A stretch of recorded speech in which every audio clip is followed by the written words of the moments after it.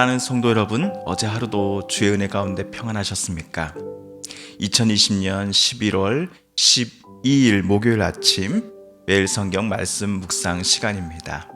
다 같이 사도신경으로 신앙 고백하며 오늘 말씀 묵상 시간 함께 시작하겠습니다. 나는 전능하신 아버지 하나님, 천지의 창조주를 믿습니다. 나는 그의 유일하신 아들 우리 주 예수 그리스도를 믿습니다. 그는 성령으로 잉태되어 동정녀 마리아에게서 나시고 본디오 빌라도에게 고난을 받아 십자가에 못 박혀 죽으시고 장사된 지 사흘 만에 죽은 자 가운데서 다시 살아나셨으며 하늘에 오르시어 전능하신 아버지 하나님 우편에 앉아 계시다가 거기로부터 살아있는 자와 죽은 자를 심판하러 오십니다. 나는 성령을 믿으며 거룩한 공교회와 성도의 교제와 죄를 용서받는 것과 몸의 부활과 영생을 믿습니다. 아멘. 오늘 우리가 함께 읽을 기록된 하나님 말씀은 창세기 제26장 7절에서 11절까지의 말씀입니다. 창세기 26장 7절에서 11절까지의 말씀입니다.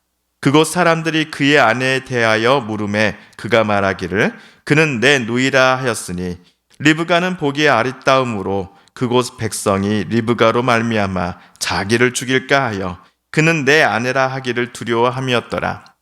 이삭이 거기 오래 거주하였더니 이삭이 그 아내 리브가를 껴안은 것을 블레셋 왕 아비멜렉이 창으로 내다본지라. 이에 아비멜렉이 이삭을 불러 이르되 그가 분명히 내 아내거늘 어찌 내 누이라 하였느냐. 이삭이 그에게 대답하되 내 생각에 그로 말미암아 내가 죽게 될까 두려워하였음이로다. 아비멜렉이 이르되 내가 어찌 우리에게 이렇게 행하였느냐. 백성 중 하나가 내 아내와 동침할 뻔하였도다. 내가 죄를 우리에게 입혔으리라. 아비멜렉이 이에 모든 백성에게 명하여 이르되 이 사람이나 그의 아내를 범한 자는 죽이리라 하였더라. 아멘. 어제 하나님께서는 그랄에 잠시 머물고 있었던 이삭에게 찾아오셨습니다. 기근을 피하기 위해 또다시 이집트로 내려가지 말고 이곳 그랄에 그대로 머물러 있을 것을 이삭에게 하나님은 명령하셨습니다. 그랄 땅은 물론이요 가나안 땅 모두를 하나님께서는 아브라함과 그의 후손들에게 주시기로 약속하셨습니다. 이 약속은 하나님의 인도하심을 믿고 하나님을 신뢰하는 이들에게만 지키실 것임도 다시 한번 상기시켜 주셨습니다. 이때 이삭은 심히 고민했을 겁니다. 하지만 그는 결국 애굽으로 내려가지 않고 그랄에 남기로 결심합니다. 가뭄이 나는 상황 속에서도 하나님께서만이 자기와 그의 가족들을 가장 선한 길로 이끄실 것이다 라고 하는 확신과 믿음을 이삭은 갖고 있었기 때문일 것입니다. 그러나 오늘 우리가 읽은 7절 이하에서는 이삭이 하나님을 온전히 믿지 못하였기에 발생한 사건이 기록되어 있습니다. 그래서 저는 어제 말씀 묵상 제목은 이삭의 믿음으로, 반면 오늘 제목은 믿음 이삭의 불신으로 각각 잡아 보았습니다. 오늘 8절을 보시면 이삭은 그랄 땅에서 꽤 오래 머물렀던 것 같습니다. 그런데 이상하게도 이삭은 여기 그랄 지역에 살면서 이웃 주민들에게 자기 아내 리브가를 아내가 아닌 누이 동생이라고 소개하고 있습니다. 정식으로 결혼식을 올리고 남편과 아내의 연을 맺었건만 어찌된 일인지 이삭은 자기 처를 아내가 아니라 여동생이라고 그랄 지역 주민들에게 소개했던 것입니다. 여러분도 잘 아실 겁니다. 자기 아내를 여동생이라고 남들에게 소개한 사람이 이삭이 처음이 아니라는 사실을 말입니다. 또 누가 있습니까? 아브라함입니다. 아브라함은 또 누구입니까? 이삭의 아버지입니다. 이럴 때 우리는 부전자전이라고 해야 할까요? 게다가 아버지가 어머니 사라를 내 누이 동생이요 라고 속이면서 살았던 것이 지금 이삭 부부가 살고 있는, 또 이삭이 자기 아내 리브가를 내 누이요라고 소개하고 있었던 그랄 땅 같은 곳이었습니다. 당시의 그랄 왕은 아브람 당시 그랄 왕입니다. 아브람의 말을 곧이곧대로 믿고서는 사라를 자기 궁으로 불렀습니다. 자기 후첩으로 삼고자 했습니다. 결혼한 여인이 아니니 아브람의 또 누이이니 자기 후첩으로 삼아도 되겠다 싶었나 봅니다. 만약 하나님께서 그날 밤에 아비멜렉에게 나타나 이 모든 전후 사정을 말씀해 주시지 않았다 한다면 아비멜렉은 사라를 욕보이는 죄를 저지를 뻔하였습니다. 이삭이 아버지 때의 사건을 알고 있는지 듣지 못했는지에 대해서 우리는 여기서 정확한 답을 찾아낼 수는 없습니다. 다만 우리가 분명히 알 수 있는 것은 이삭이 왜 자기를 아내가 아니라 누이라고, 자기 아내를 누이라고 소개했는가 하는 이유입니다. 우리 7절을 읽어보겠습니다.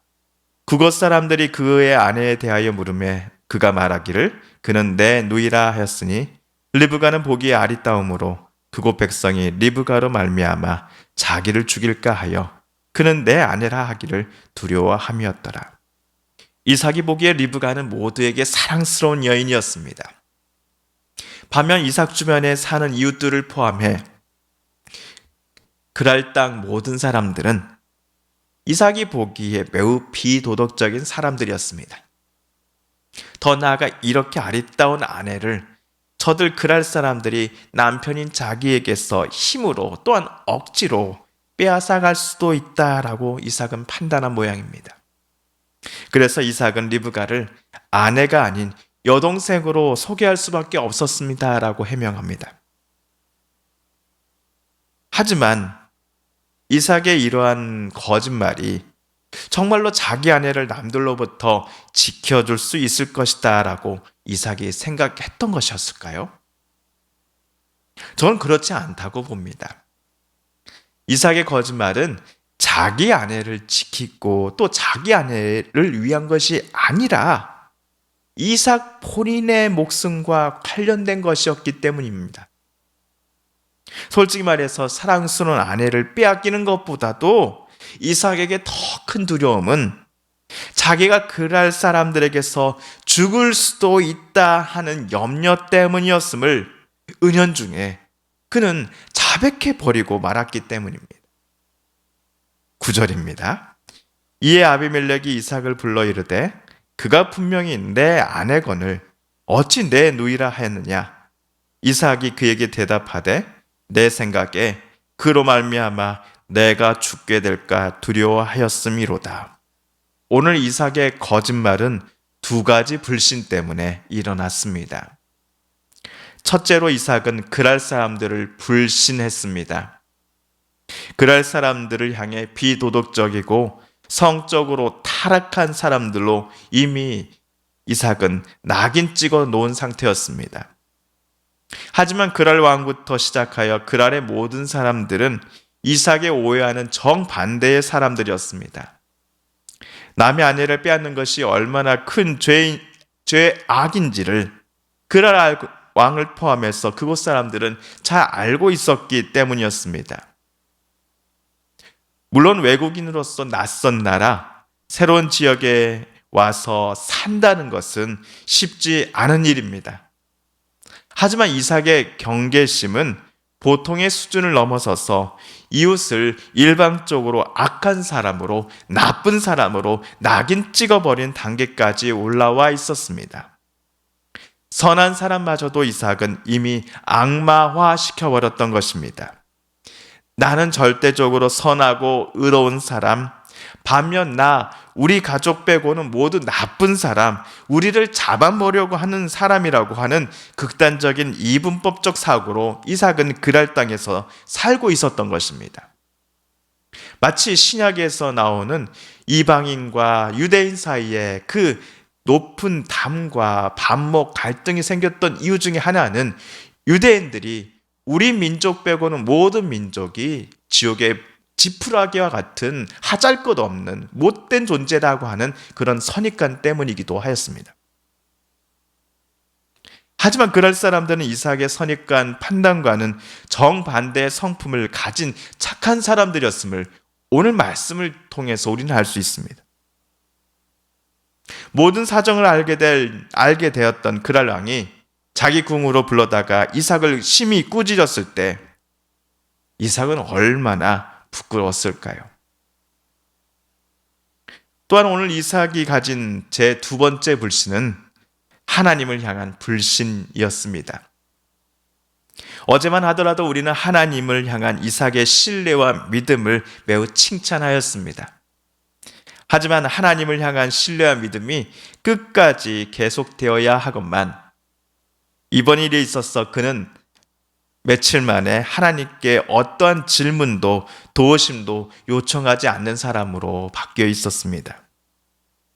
하나님께서 자기 가족들을 반드시 지켜주신다라고 약속하심을 이삭은 잘 알고 있으면서도 그래서 이 그랄 땅에 머무르기로 결정하였음에도 불구하고 자기와 가족들의 생명을 남들로부터 지키는 데 있어서 정작 하나님의 방법을 쓰기보다는 하나님께 묻기보다는 본인만의 방법과 경험을 먼저 사용하기 시작하였습니다. 이번 경우 이삭은 하나님을 온전히 신뢰하지 않았던 것입니다. 어쩌면 하나님을 자신의 그 자리에서 완전히 내쫓아 버려버렸을지도 모릅니다.